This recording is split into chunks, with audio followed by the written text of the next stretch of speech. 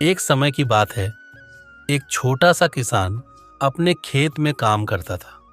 उसके पास एक बकरी थी जो उसे दूध देती थी और खेतों में घास भी खाती थी।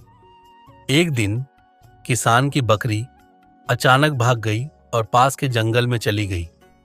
किसान बहुत परेशान हुआ और बकरी की तलाश में जंगल में घुस गया।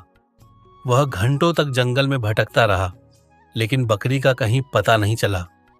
थक हार कर वह एक पेड़ के नीचे बैठ गया और खुद से कहने लगा, मैंने मेहनत से खेती की, बकरी की देखभाल की, लेकिन अब वह भाग गई।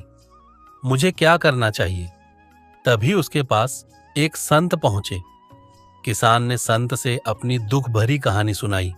संत मुस्कुराए और बोले, तुमने बहुत मेहनत की, लेकिन कभी यह नहीं सोचा कि तुम्हें अपनी मेहनत के परिणाम पर संतुष्ट होना चाहिए, न कि केवल उसकी मांग करने पर। क्या तुमने कभी अपने मन से धन्यवाद दिया है कि तुम्हारी बकरी तुम्हारे पास थी? किसान को यह शब्द बहुत गहरे से महसूस हुए।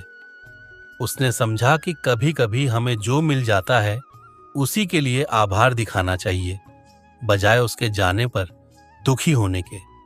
संत ने कहा, जिंदगी में कभी भी एक चीज की कमी हो तो उसे प्राप्त करने की बजाय जो कुछ भी पास है उसका मूल्य समझो और आभार व्यक्त करो। किसान ने उसी समय संकल्प लिया कि वह अपने जीवन में हर चीज के लिए धन्यवाद देगा, चाहे वह छोटी हो या बड़ी।